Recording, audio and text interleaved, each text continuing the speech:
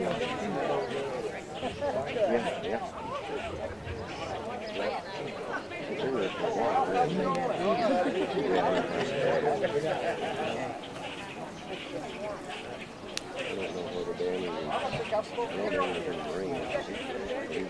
yeah.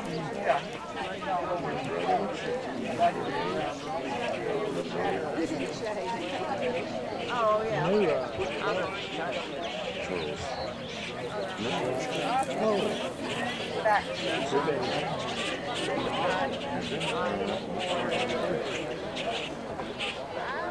Was it Saturday or did you? Yeah. No, it's just Saturday. Oh.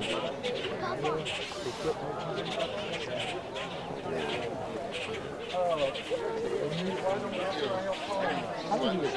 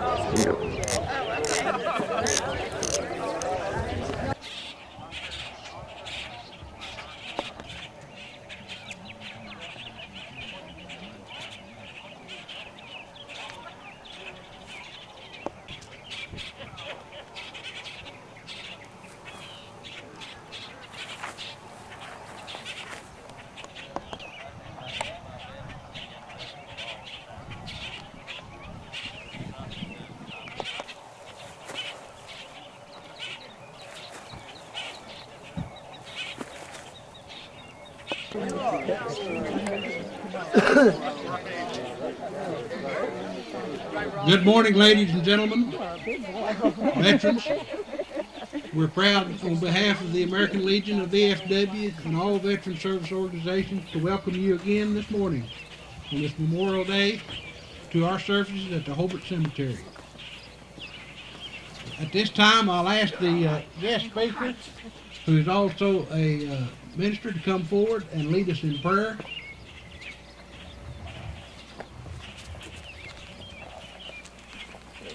Let us pray. Dear Heavenly Father, as we United States of America, and to the republic for which it stands, one nation, under God, indivisible, with liberty and justice for all. is a picture of their mother, and we know that mothers often reflect upon their son as they remember them through years. War is not a beautiful thing.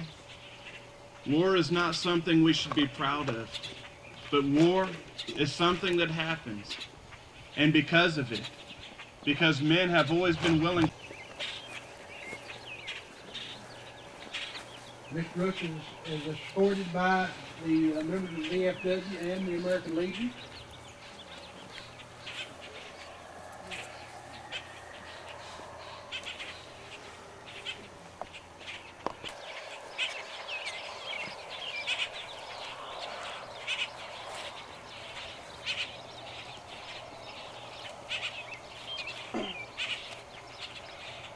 And salute.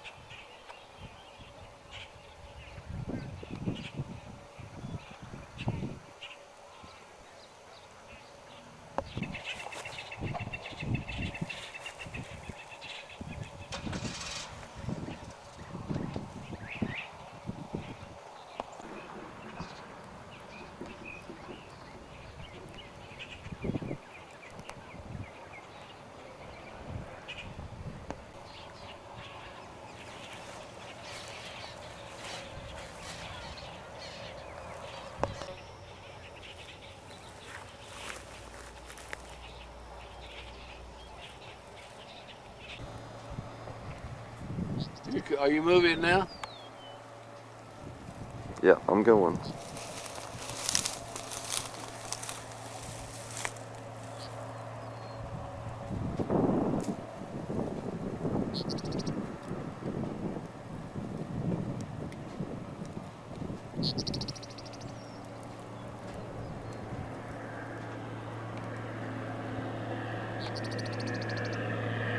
Can you show that back when you get through? Yeah. Yeah, you already come around now.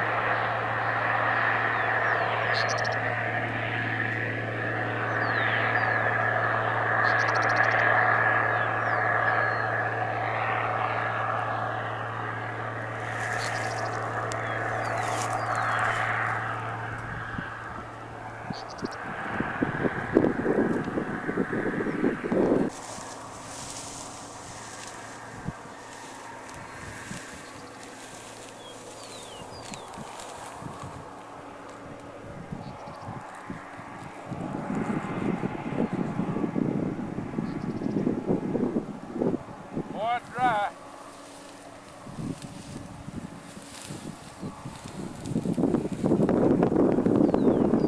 Mighty good wheat.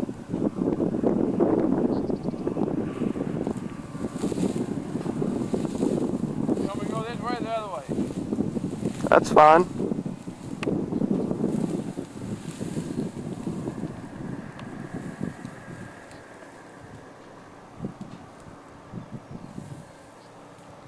Good wheat.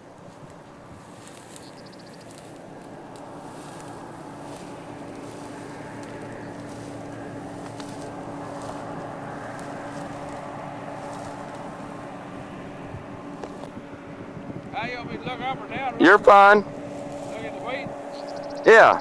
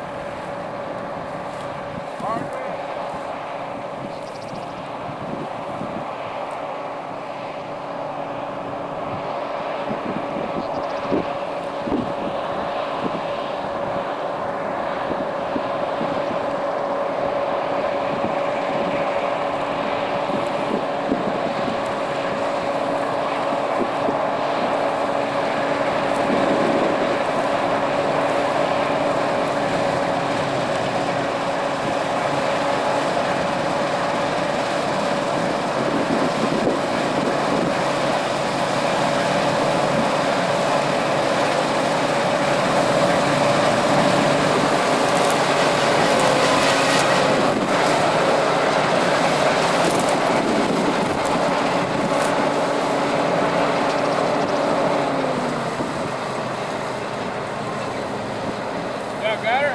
Yeah.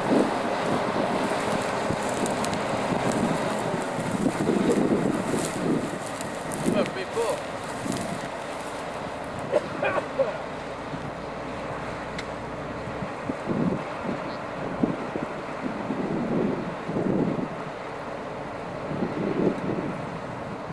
What's going on? We're make it move.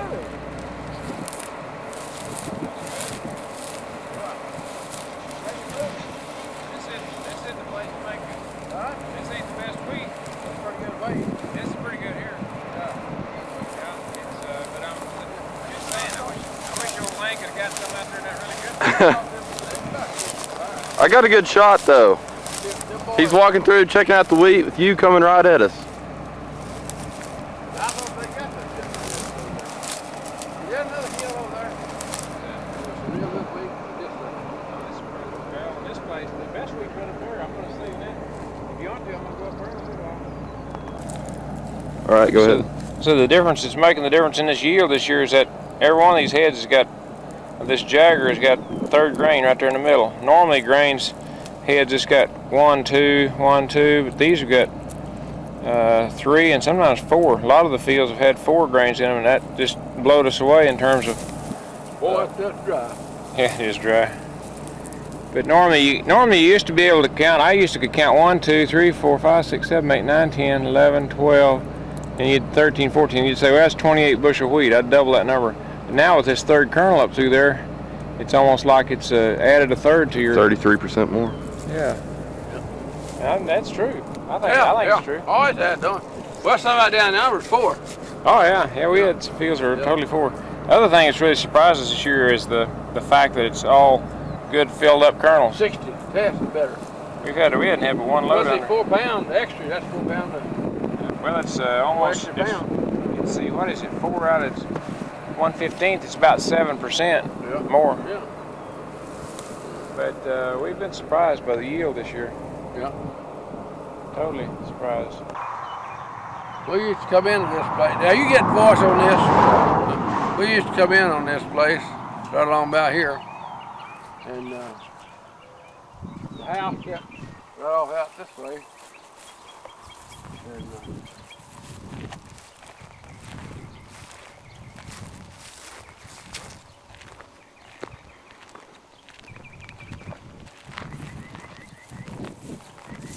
right down here where this barn is now, we had a garden there. That's a garden spot, family garden spot. And all the water came off these hills, came down through there. It always got a good rain if it rained much. And it would always make gardens. Dad used to make potatoes. One year he had a wagon load of potatoes. He made a wagon load. We picked them up and put them on a wagon. And he gave potatoes to everybody around. It was one of them poor years, and people were hungry around, and some of the neighbors needed something to eat. And we'd take a gutty sack and fill it up with potatoes to give to some of the families around. And we had our lots right down in there. The barn is about where this old barn is here. Right there by that windmill. You see the windmill, this is kind of the bottom of it. And the house sits right here where this little old tub is here.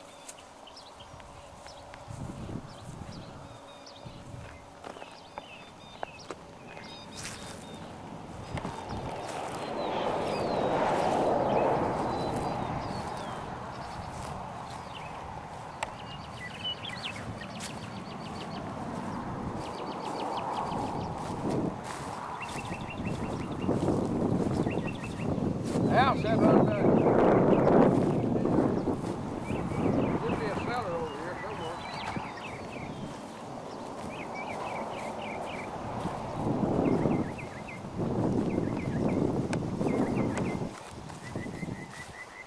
Now the house is about here. So the cellars are going north. And that's where we kept all the canned fruit and the stuff that Mama would put up. In that cellar right there? And that cellar right there, yeah, that's it. And the house sat just about right here. How big was the house? It was a 3-room house. 3 room? Yeah. What's that? It had a living room, a bedroom, and a kitchen. Then finally, when I was a great big kid, they finally cut off the south end of the kitchen room and made another bedroom out of it, where Dad and Mom used to stay. Us boys stayed in that south room, all of us. 4 of us, we had 2 beds in there, we'd sleep now. So, Well, where did you all sleep when there was just 1 bedroom? well, they little in, and we slept in, they had a bed on the south end of that room. Then they finally partitioned it off where it'd be kind of a room. But, folks slept on the east room. We slept on the west side of the house. How many square feet do you think it was? Oh, it's probably 800, something like that. Anyway, a real small house. But it did have a 2-story, and at one time they used that, but they finally took the stairs out and took all that stuff out, so we had a little more room downstairs. So it wasn't a 2-story when I was growing up. They used to put potatoes in that cellar, and that'd keep them whole. That'd keep them till the next spring. It'd stay down where it's cool, and this big old pile of potatoes. And all the canned stuff went down there. She canned whatever stuff come out of the garden. And she canned everything. It just from carrots to sausage, meats, and things like that. Canned everything. And the barn set right down there by that windmill. Had the lot where the mules and had a chicken house right over here. And chicken was a big thing then. We had lots of chickens. Because you didn't have refrigeration, right? No fridge. The only fresh meat would have to be a chicken. Fresh meat would be chicken. That'd be a chicken, that's right. And unless when we killed hogs a day or two, you'd have fresh meat, but you had to pack it away and salt it down to make it Cure it or whatever they call it. Cure it, yeah, cure it. But we had chickens all the time. And Mom would have them little old coops all over the place here, where she'd set hens. Take an old tub and cut a little hole out of it where a chicken go in, and put a hen out there and let her set and hatch chicken, you know. And whenever you go buy chickens, she'd raise them. But had a good chicken house, and then had a barn, and then the house all had.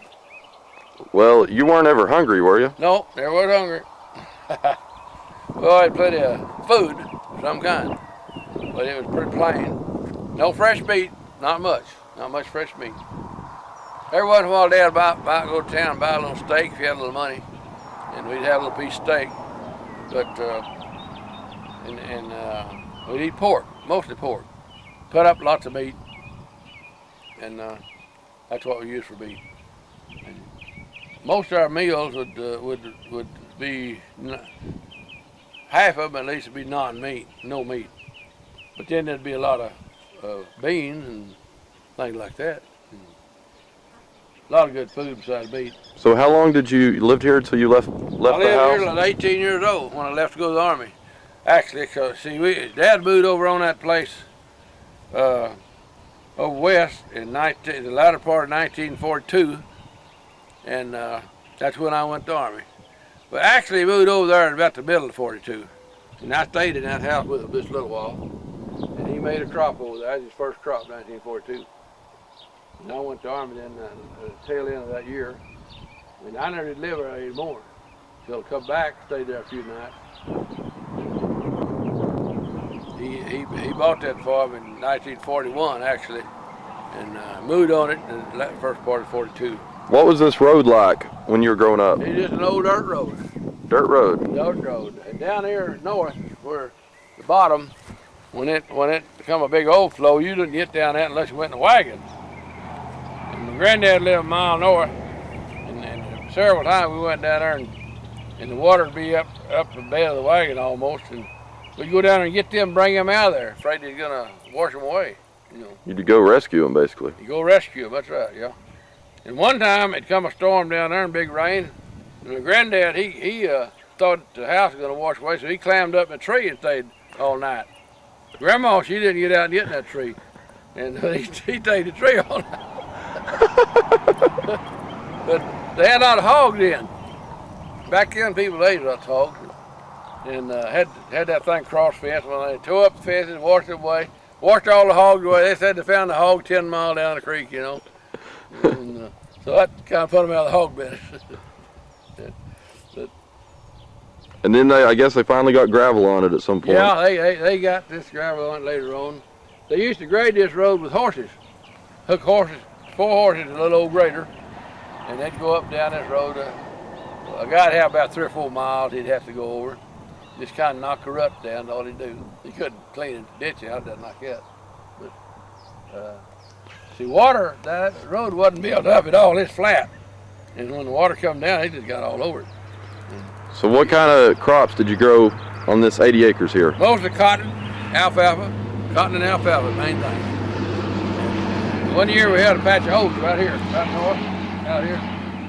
And we had it mowed down, and it come overflow, it just washed them away. There wasn't nothing left. It just floated them down the creek. There weren't any government programs back then. No, none whatsoever. They came along in about 1933 or 4, and the government program came in. The New Deal, you know, the New Deal came in. Roosevelt invented the New Deal. Hoover went out, Roosevelt come in. Then you allowed so many acres of cotton. If you had one row too much, you had to plow it up. They'd give you $5 maybe for plowing that row of cotton up. And that's how this thing took place. And it finally got to where it was a big part of the farming career for people. They depended on it because prices have been pretty cheap all over ever since. Never been very good. And the government program meant a lot. It still does. It still means a lot to farmers. But there used to be a big old swimming hole down there, right there by where that bridge is. Big hole there, and we'd go down there and swing and play. And whole community of kids to go down there maybe on Saturday or Sunday, play on that creek, you know. Go fishing down there all the time. So were there people living all over the countryside back in those days? All over. Every farm here had people on it. From 1 to 2 houses on every quarter. Yeah. Where was your school? School in a quarter north. Straight north here? Straight north, yeah. Right off the highway. Yeah. Big up. 2 rooms school. And we walked to school from there. Till I got to 9th grade, then I had to walk down to the corner south 3/4 mile, catch the bus there to go to Hobart. Caught the bus at 7:30 in the morning, winter and summer, whenever school was going, and ride to Hobart. So school wasn't as big of a priority back then, was it? I mean, no, a lot of kids would be 18 years old till be going down there at the 3rd and 5th grades, 8th grade, or something like that. So. I mean, when work needed to be done, school was secondary, right? They turn out for a month to 6 weeks for cotton picking every year. In the fall? In the fall, yeah. Let them pick cotton. And you didn't worry about passing too much. A lot of people didn't. They just go to school as long as they wanted to go to school, then quit. Didn't matter whether they got a 8th grade education or not. And there's a lot of people that were what you call grown men still coming down to school. And playing ball, just great big old kid, like high school kid now, such, you know. Well, let's walk down here towards where everything else was here.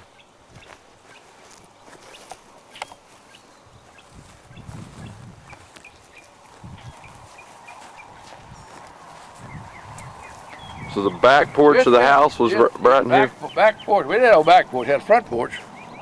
But didn't have no back porch. You just stepped out. Long out in here somewhere, there was a cistern. Water run off right in a little underground pipe to go to the cistern. That's where you'd collect your water. Collect your drinking water. Yeah, that's the drinking water. All the water. As long as we had water in that cistern, Mom would wash her clothes with it or whatever, you know, if you needed. It was along about here, that cistern was.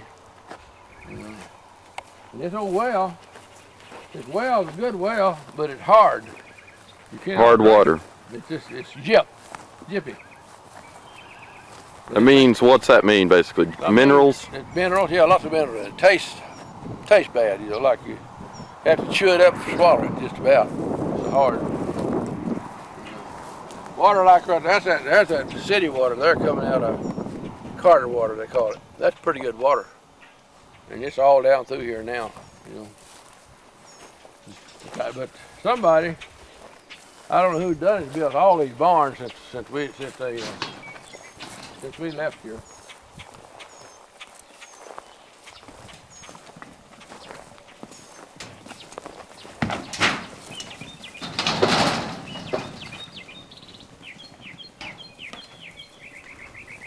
Well, cows, you got a shade to get in there. So you guys had some milk cows, I guess? Yeah, always had milk cows. Yeah, had milk cows. We'd have 5 or 6 milk cows. And that, right about here is where we'd have a milking shed, a barn. Wasn't this one, but it was another barn. And what would you do with the milk? Give it to the hogs. Separate it and then give it to hogs. Or little calves. That's a little bitty calves. They'd give that to the little calves until they got pretty good size. But hogs got most of it.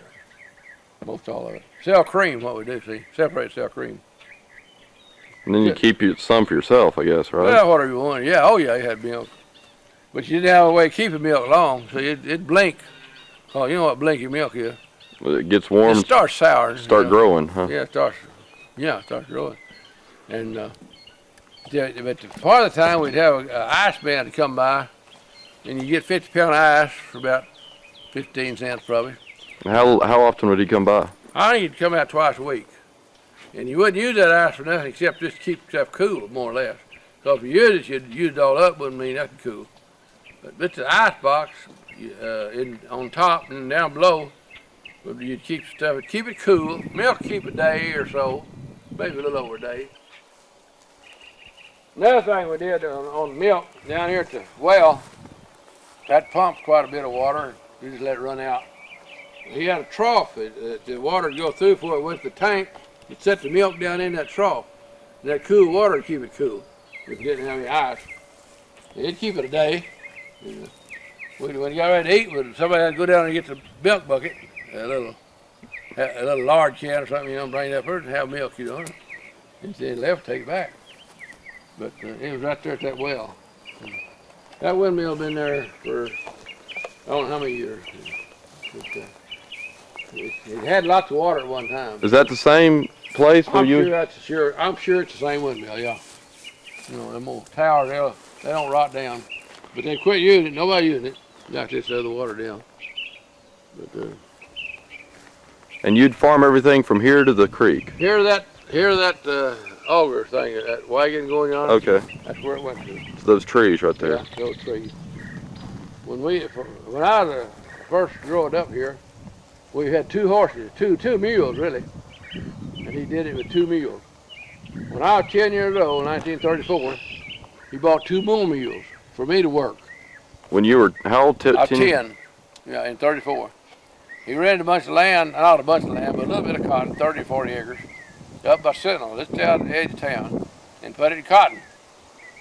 Now we'd get up early in the morning about daylight and go up there and feed the mules, let them eat, then we'd harness them up, hook them up, go to work. And that year, we didn't harvest any cotton at all. It just dried up. About 1934, it did not rain. Cotton come up, and that's all. Never did make anything. And so that was a bad year. That year, this farm here, I don't know how much cotton we had, probably 30 acres. He pulled 1 bale of cotton off of it. And of course it wasn't worth much then, probably a nickel a pound. It's just a bad, drouthy year is what it was. 35 was a pretty good year, rained in, and then 36 was another dry year, awful dry. And, after that, it seemed like the crops were better for several years then, until I left here. Of course, Dad left here too in 42, and I was gone 4 years, and so me and we'd on that place over there west. Okay, I'm gonna have to go get another battery. That out? Yeah. Well, all right. Hey. Just do what's natural. You can look away and then. Oh, okay. Yeah. Tell me when you're ready. You're ready. We used to walk to school, of course, here, and we take our lunch to school in a little old lard bucket, or maybe we had a lunch pail. I don't remember having a lunch pail part of the time. And we'd take whatever my mama could make up, fry sausage, put it between a biscuit. We didn't have light bread very often. She'd cook that bread, and she'd put jelly and peanut butter and stuff like that on it. And very seldom we ever have any fruit. We didn't have much fruit. But she might send a piece of cake with us part of the time. we'd walk to school down there, and while I was about the 6th or 7th grade, I was a janitor. And we'd get $4 a month for cleaning up the building and starting the fires, and every morning early get the building warm. We'd have to use coal, get in the kiln and start the fire, and keep the coal in all day long when it needed burning. And I did one room, and this other boy did one room. Because walking to school, there's always kids that joining in. They'd come out of this house, and that house is about 4 houses from here to Big Elk.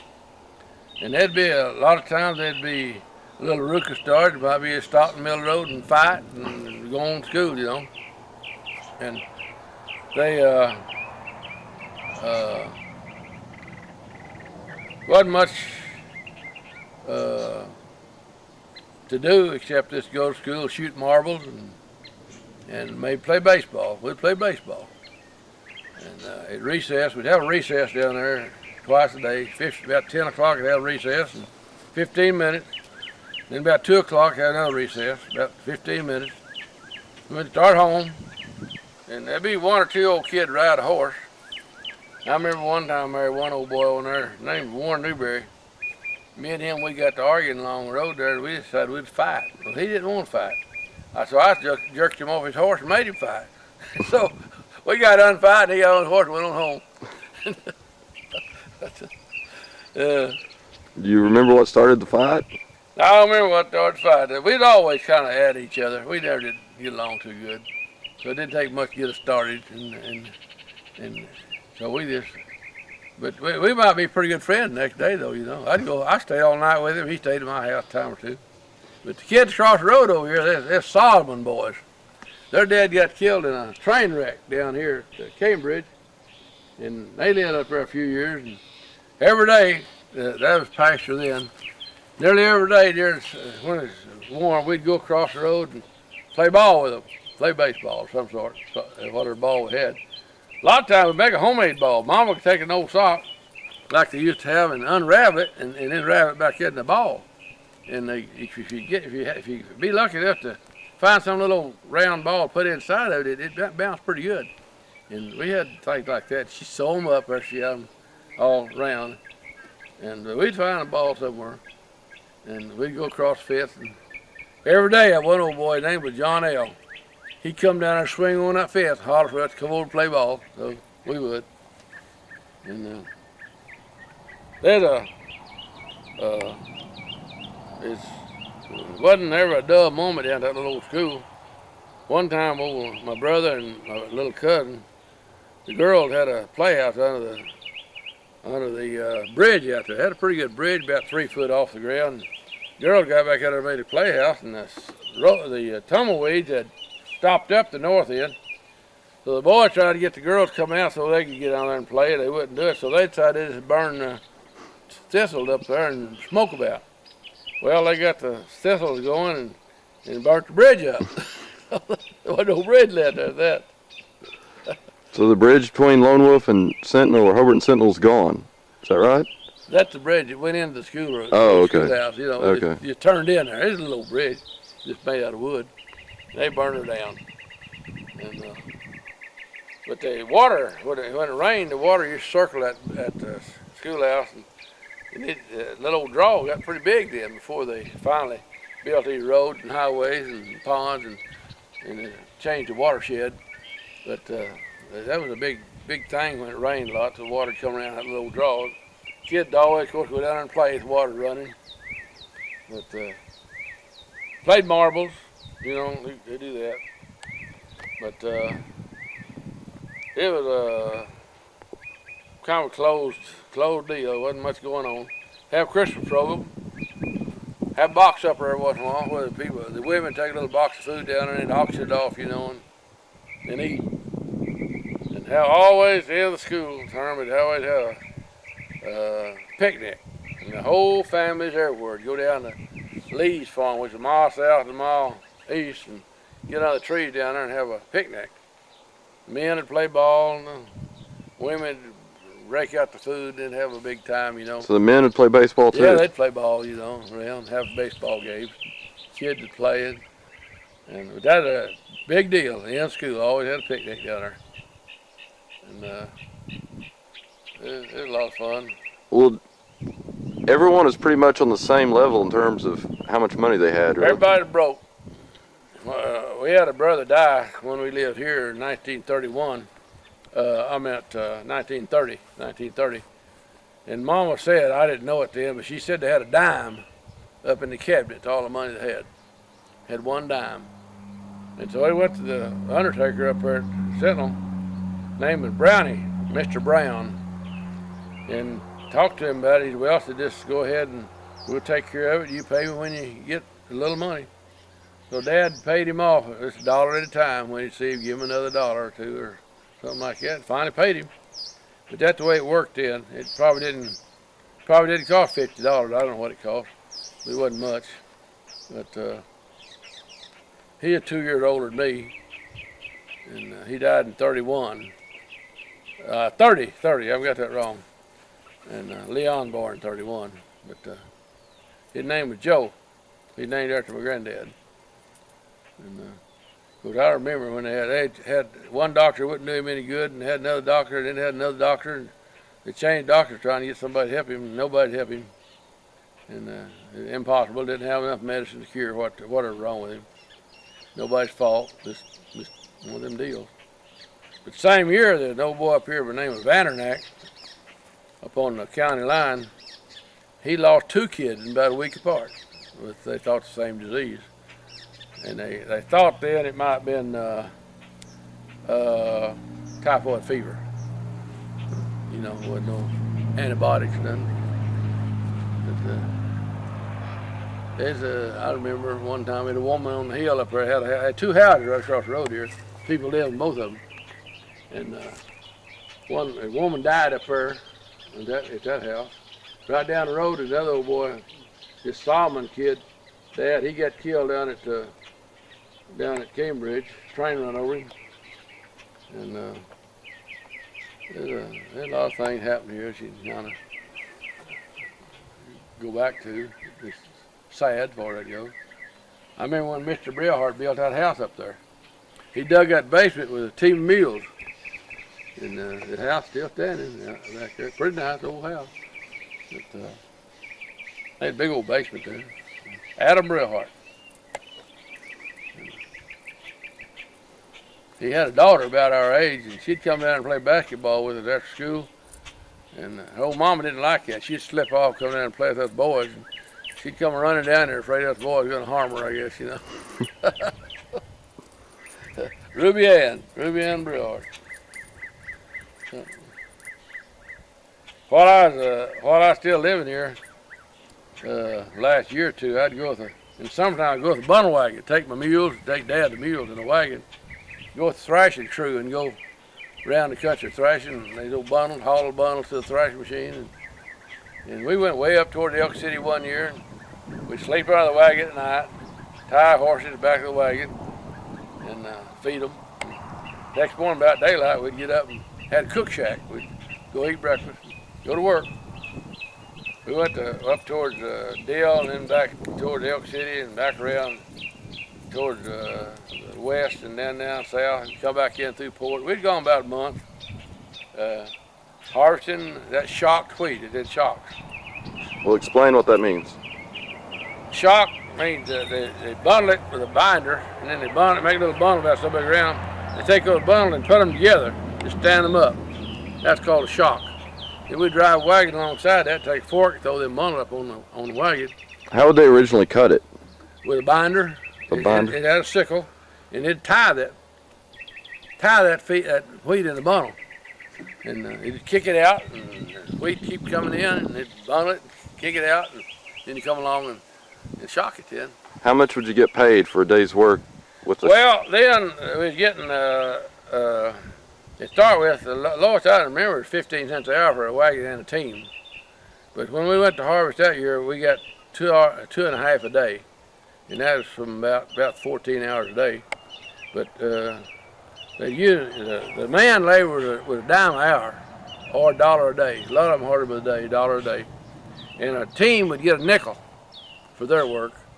And finally they got to where they'd pay a little more and pay a dime an hour for the team and to give the man 15 cents, so that'd make him 2.5 a day for team and wagon. And I'd say when I left here, that's about the going wage in '42. That's about the going wage. But I know we was thrashing alfalfa seed down there for a guy down north here, and he'd give us a quarter hour for a team and wagon and man. And there's no guy come along there, and we'd go into him, and he said, well, I won't give you but 15 cents an hour to work for me. So I'd come home. I said, I ain't gonna work 15 cents an hour. I was gonna get a dime of it, and of course they give them a nickel for their work.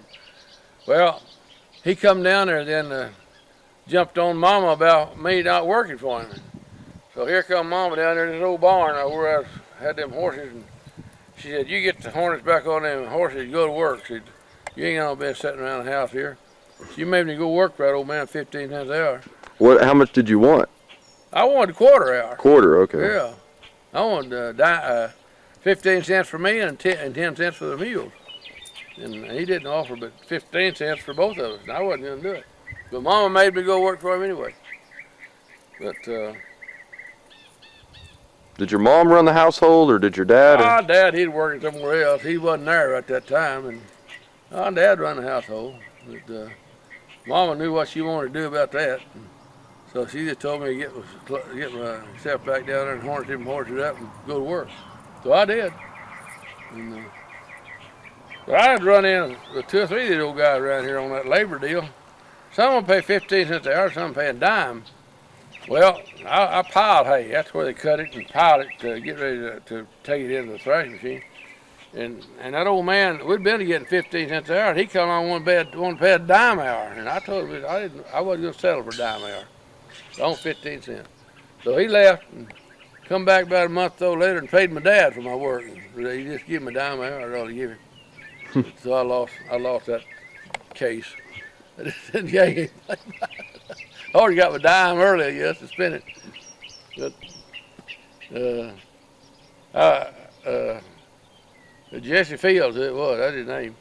He's an old Hobart lawyer down there. But he a tight sucker, I guarantee you. He got some daughters and sons lived there. In fact, he got a son live down there now. It's still down there. This land right up here, 1/4 mile north, was the old Fields land. Jesse Fields owned that. He passed it on down to his daughter, and his daughter passed it on to her daughter. And so she's got it now. Still in the family.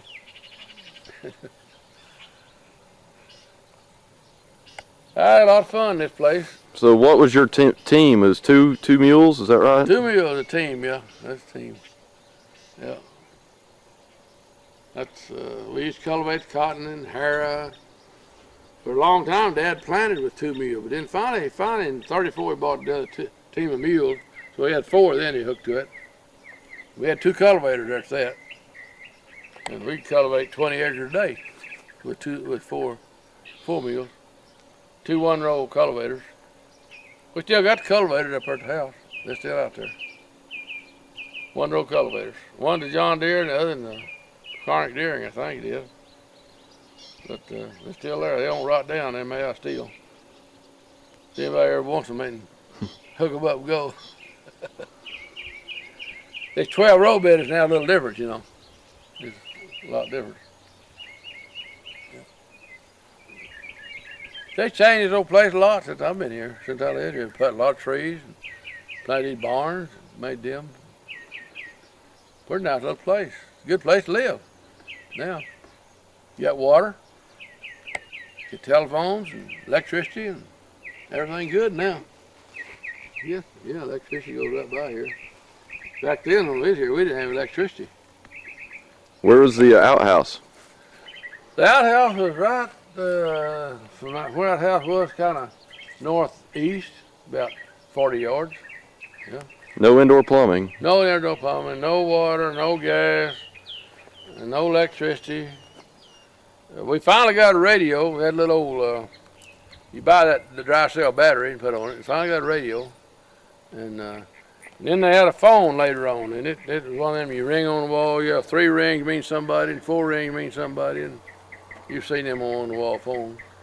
And we had one of them for a while. I guess you had lanterns for light? Lanterns and lamps. Lamps? Lamps, that's what I had for light, yeah. I still got some of Mama's old lamps, one or two of them. Of course, they don't make much light, but you get your way around before that goes, you know. Not gonna stumble over anything and fall. I guess things got started pretty early in the morning, right? Started early in the morning, that's right. They started early. When I was telling you a while ago, when I walked the 3/4 mile and caught the bus at 7:30 in the morning in the wintertime, well, it'd be dark when I go down there. But that's the only way to go to high school. So a lot of people didn't even bother to go to high school. Oh, a lot of kids didn't even go to high school. No. Only one that went to high school out of my grade when I graduated was there's three of us: Mary Ellen, Terry, and me, and Claude Krieger down there. There's three of us went to high school out of that class. I think about 7 or 8 graduated. The rest of them didn't go, as far as I know. And then I went to Sentinel the last 3 years in high school. So this was through 8th grade up here? Yeah, 8th grade. Yeah. They had about 15, 20 of them little old schools across the county, I imagine. That's quite a few. And so they had a junior college at Hobart at that time. And the top part of the old building was junior college. They could go a little longer school if you wanted to.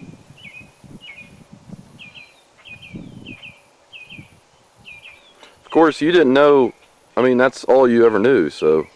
Well, that's all you knew, yeah. There wasn't many people going to college then. In terms of just lifestyle, though, in terms of. Yeah. That college business picked up real big after the war. Of course, the veterans could go to college if they wanted to. And I didn't choose to do it. Probably should have. But they'd pay you a good bit of you, or pay all your tuition maybe, and give you a little money. But I started farming. I don't know if I'm better off or worse off for that goes, but I always felt like it when my kid got grown and needed to go to school, they needed to go to school. And I think that's still a thing to do. Because a lot of this dirt work, hard work, low-level labor is not too good a deal. And some of it is if you got a skill with it. There's a lot of guys that don't go to college making as much money as anybody getting the right trade.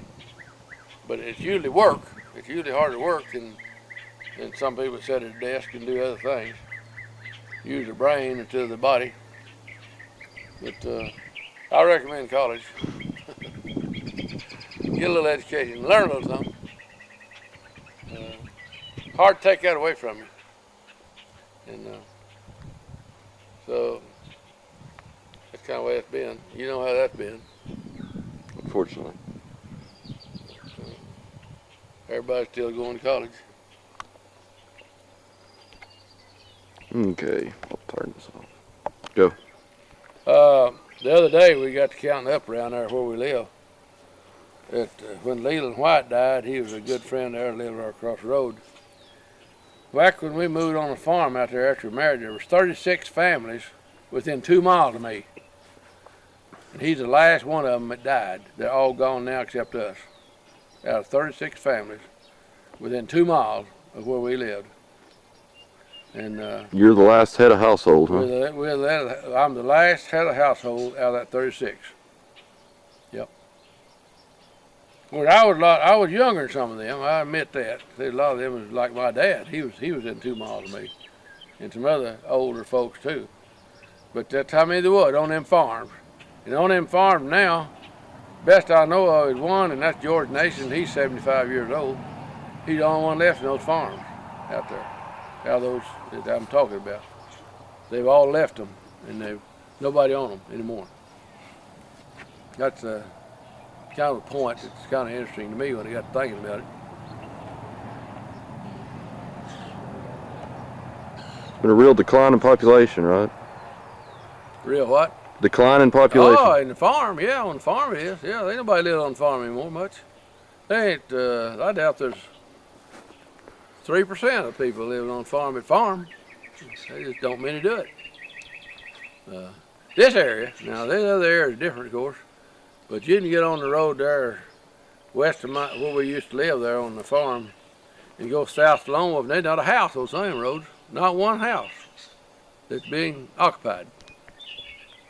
And, Did you guys always have a car growing up, or? yeah, we always had a car. We had a Model T when I was little. Mama used to tell me about the Model T. Then I learned, and then I barely remembered when we moved on the plains for 2 years. I remember the Model T then. Then we got an old Chevrolet that had curtains on it. For, you know, it didn't have windows, it had curtains.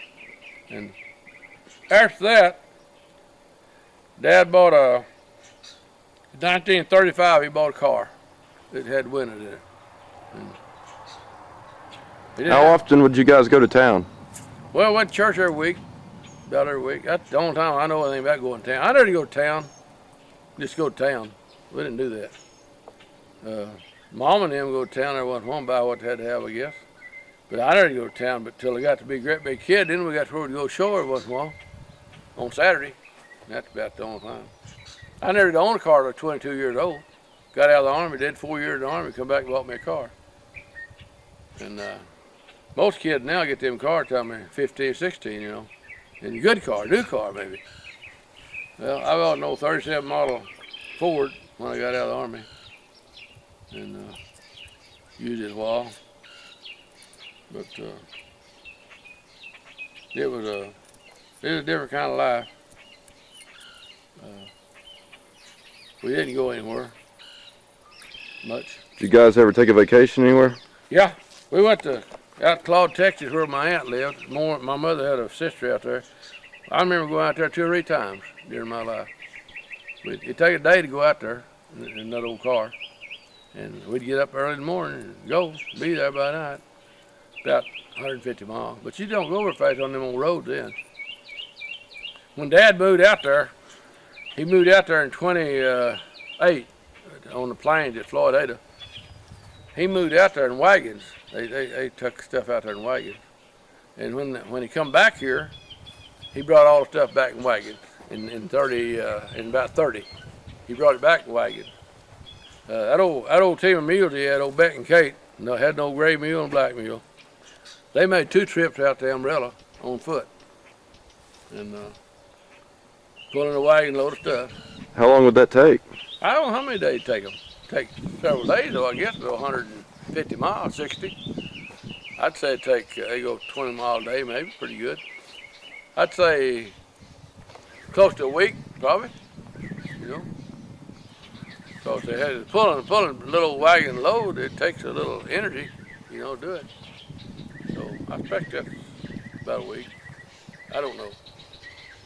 Take a day to go to the car, you know, at 25 miles an hour probably, something like that.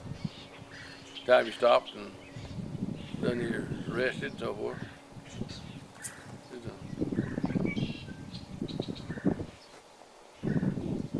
On this road along here, there used to be bums come by, hobos.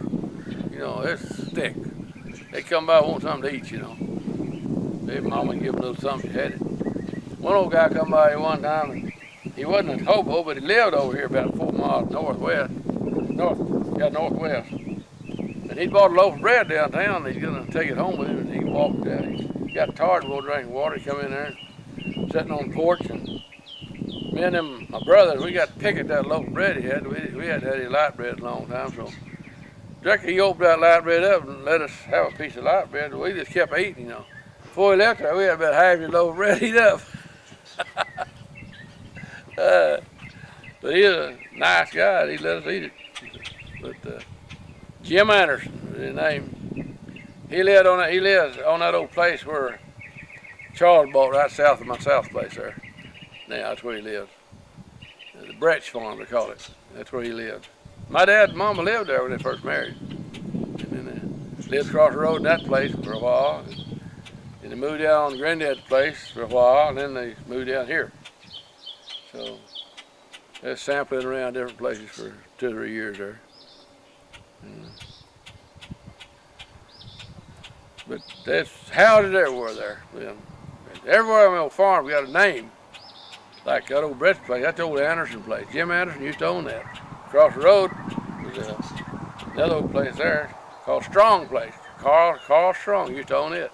And across the road on the other side where it's mine, or ours now, is Harrison Place. Old Tom Harrison owned that. So all the old places got a name, you know. And,